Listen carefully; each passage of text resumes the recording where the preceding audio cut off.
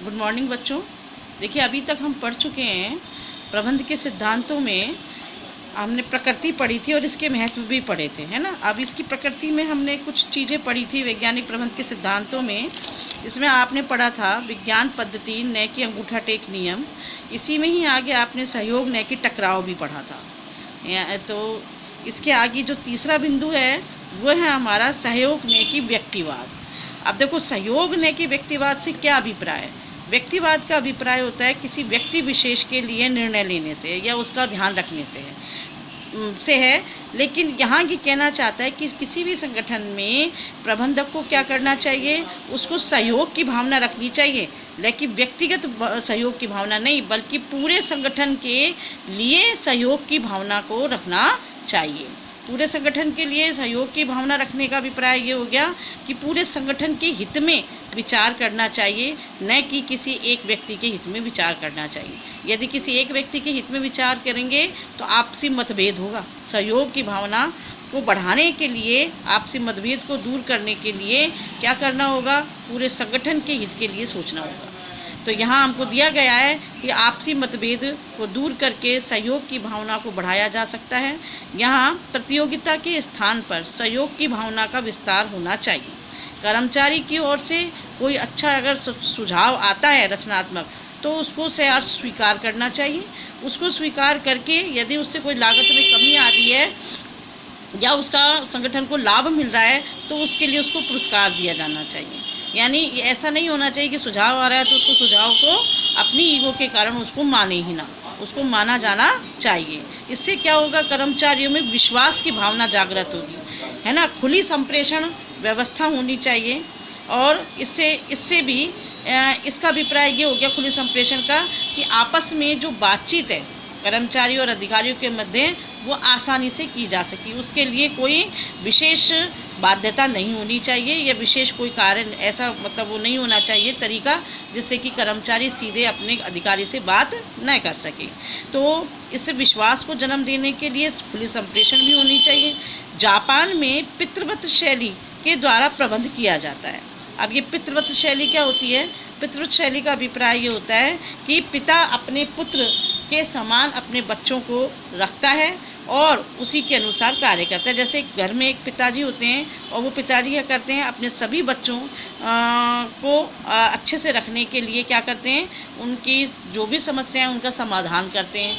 और अगर वो क्रोधित हो जाते हैं, नाराज़ होते हैं तो उनको मनाने का प्रयास किया जाता है। तो यहाँ भी ये कहा गया है कि प्रबंधक और कर्मचारियों के मध्य जापान में क्या होता है, पितृवत शैली अपनाई जाती है। जैसे प्रबंधक एक पिता के रूप में होता है, कर्मचारी में बच्चों के रूप में होते हैं। तो यहाँ भी उस बात को उन्होंने उस पर ध्यान दिया, उस पर जोर दिया कि पितृवत शैली के द्वारा प्रबंध किया जाता है जिससे कर्मचारियों की आवश्यकताओं को ध्यान में रखा जाए।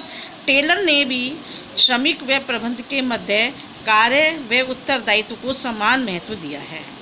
यानी कि जितना कार्य सौंपा जाए उतना उसको अधिकार भी दिया जाना चाहिए, जिससे कि दोनों कदम से कदम मिला करके अपना कार्य कर सके।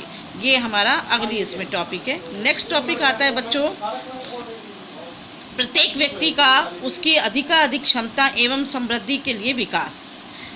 किसी भी उद्योग व संगठन की कार्य क्षमता उसके कर्मचारियों पर निर्भर करती है। यानी कर्मचारी जितना अधिक कुशल होगा उतना ही कार्य क्षमता बढ़ेगी संगठन की और उतना ही संगठन विकसित होगा।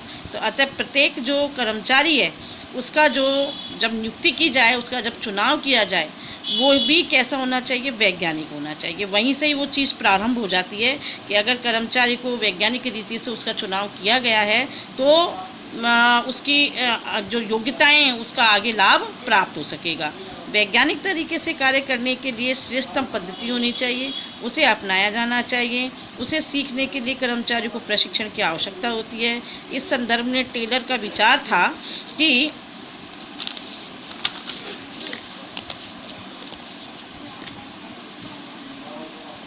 कार्यकुशलता की नींव कर्मचारी चयन की प्रक्रिया में पड़ जाती है। यानी कि कुशल कर्मचारियों को आप चयन करते समय ही उनकी कुशलता के अनुसार उनका चुनाव करें।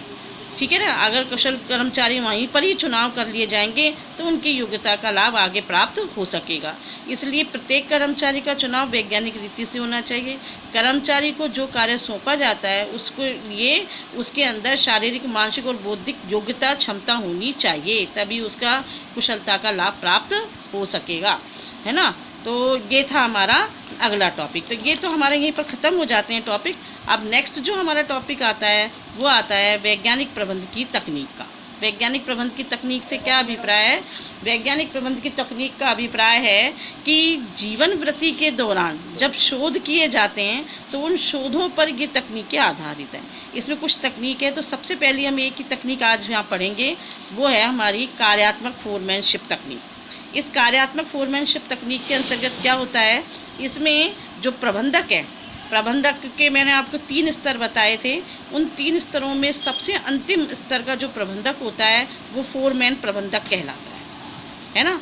उस फोरमैन प्रबंधक के संपर्क में सीधे कर्मचारी आते हैं, ठीक है। ये कर्मचारियों जो है इनके अनुसार काम करते हैं, किसके? प्रबंधक के, निम्नतम श्रेणी के प्रबंधक के अनुसार काम करते हैं। तो ये एक जो प्रबंधक है, फोरमैन जिसको हम कह रहे हैं, ये एक ऐसा केंद्र बिंदु होता है जिसके चारों तरफ उत्पादन, नियोजन, क्रियान्वयन, नियंत्रण का कार्य घूमता है।